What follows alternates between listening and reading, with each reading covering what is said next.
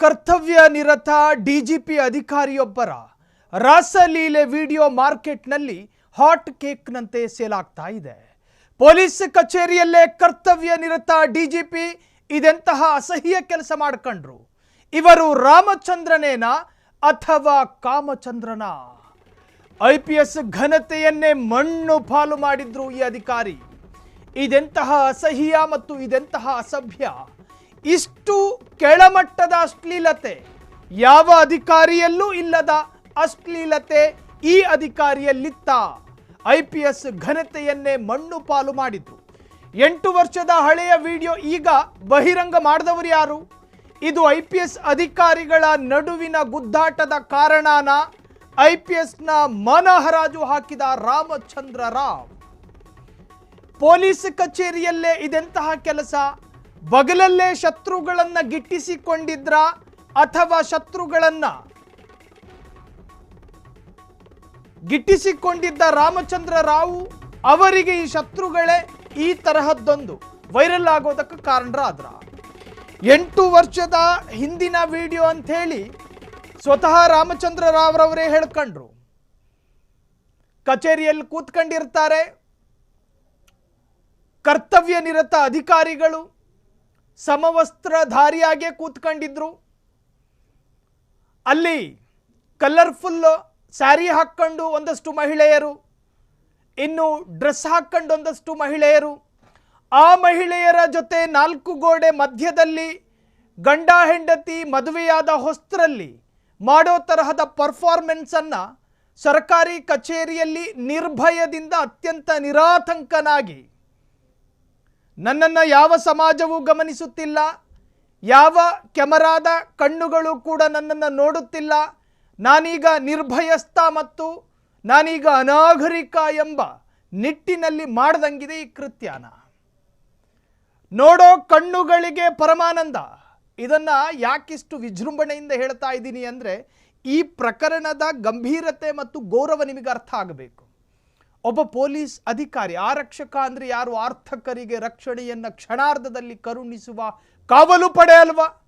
ಮಾನ ಮರ್ಯಾದೆಯನ್ನು ಗಿರವಿ ಇಟ್ಟಂಗಲ್ವಾ ಈ ತರಹದ ಕೃತ್ಯಗಳು? ಹೆಣ್ಣು ಮಕ್ಕಳ ದೇಹವನ್ನು ಇದೇ ದೃಷ್ಟಿಯಿಂದ ಈ ಅಧಿಕಾರಿ ಹಿಂದಿನಿಂದಲೂ ಕೂಡ ನೋಡ್ಕೊಂಡು ಬಂದನ. ಸಂತ್ರಸ್ತೆ ಹೆಣ್ಣು ಮಕ್ಕಳ ಭಾವನೆಯನ್ನು ನೋಡಬೇಕೇ ಹೊರತಾಗಿ ದೂರು ಕೊಡಲು ಬಂದ ಸಂತ್ರಸ್ತೆಯರ ದೇಹವನ್ನಲ್ಲ, ಆ ಸಂತ್ರಸ್ತೆಯರ ಬೆಳವಣಿಗೆ ಹೊಂದಿರುವ ಭಾಗಗಳನ್ನಲ್ಲ.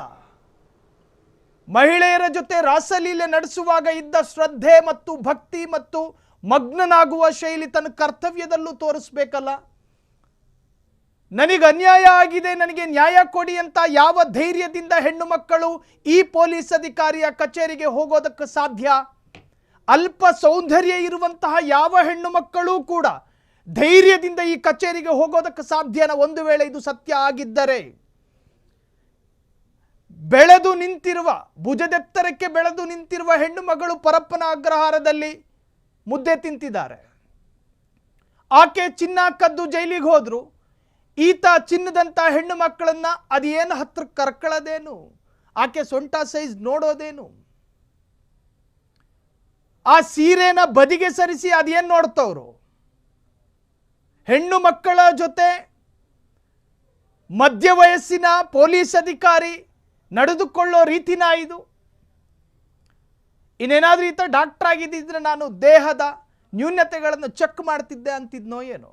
ಈಗ ಮಾತ್ರ ಅಧಿಕಾರಿ ಇದು ಮಾರ್ಫ್ ಆಗಲ್ಪಟ್ಟ ವಿಡಿಯೋ, 8 ವರ್ಷದ ಹಿಂದಿನ ವಿಡಿಯೋ.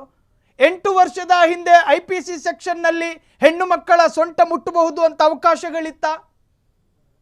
ಹೆಣ್ಣು ಮಕ್ಕಳ ದೇಹದ ಭಾಗಗಳನ್ನು ಮುಟ್ಟಿ ರಂಜಿಸಬಹುದು ಅಂತೇಳಿ ಅನುಮತಿಗಳಿತ್ತ? ಈಗ ಸರಿ BNS BNSS, ಆಗ IPC ಇತ್ತಲ್ಲ, ಆ IPC ಸೆಕ್ಷನ್ನಲ್ಲೂ ಕೂಡ ಇದು ಘನಘೋರ ಅಪರಾಧ. ಆಗಲೂ ಕೂಡ ಇದು ಅಕ್ಷಮ್ಯನೇ, ಈಗಲೂ ಕೂಡ ಅಕ್ಷಮ್ಯನೇ. ಸರಿ, ಕಾನೂನು ಮಾತನಾಡೋದು ಬೇಡ, ಧರ್ಮ ಮಾತನಾಡೋಣ. ಇದು ಧರ್ಮವಲ್ಲ, ಇದು ಅಧರ್ಮ, ಇದು ಅಧಮನ ಕೆಲಸ, ಅನಾಗರಿಕ ಕೆಲಸ, ಯಾರೂ ಒಪ್ಪಿಕೊಳ್ಳೋದಕ್ಕೆ ಸಾಧ್ಯ ಇಲ್ಲದ ಕೆಲಸ. ಕೆಳಹಂತದ ಅಧಿಕಾರಿಗಳಿಗೆ ಮಾದರಿಯಾಗಬೇಕಾದ ಮುಖ ಅಲ್ವಾ ಇದು? ಹೆಣ್ಣು ಮಕ್ಕಳ ಕೆನ್ನೆಗೆ ಒರೆಸುವ ಮುಖವಾಗಿ ಬದಲಾಯಿತಲ್ಲ ಅತ್ಯಂತ ಅವಮಾನಕರ.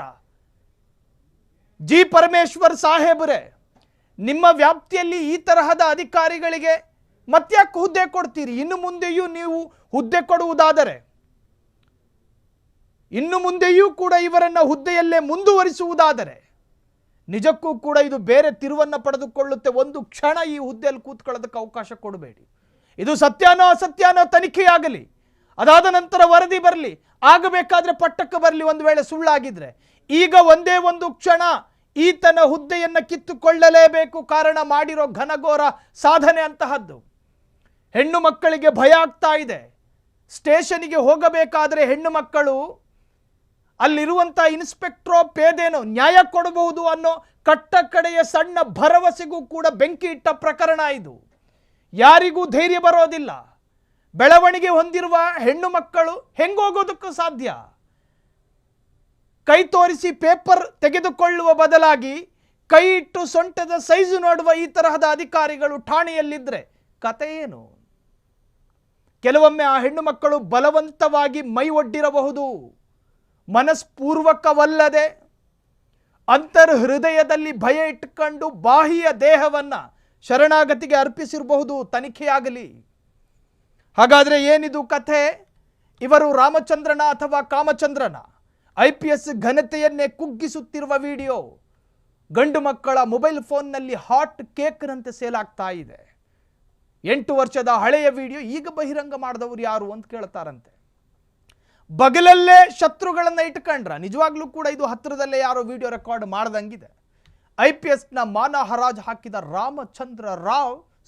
ಕಾಮಚಂದ್ರ ರಾವ್ ವಿಡಿಯೋ ಬಹಳಷ್ಟು ಸಂಚಲನವನ್ನು ಮೂಡಿಸ್ತಾ ಇದೆ. ಕ್ಷಣ ಕ್ಷಣದ ಸುದ್ದಿಗಳಿಗಾಗಿ ಫ್ರೀಡಂ ಟಿವಿ ಸಬ್ಸ್ಕ್ರೈಬ್ ಮಾಡಿ, ಲೈಕ್ ಮಾಡಿ ಹಾಗೂ ಫಾಲೋ ಮಾಡಿ. ಹೊಸ ಸುದ್ದಿಗಳ ನೋಟಿಫಿಕೇಶನ್ಗಾಗಿ ಬೆಲ್ ಐಕಾನ್ ಮೇಲೆ ಕ್ಲಿಕ್ ಮಾಡಿ.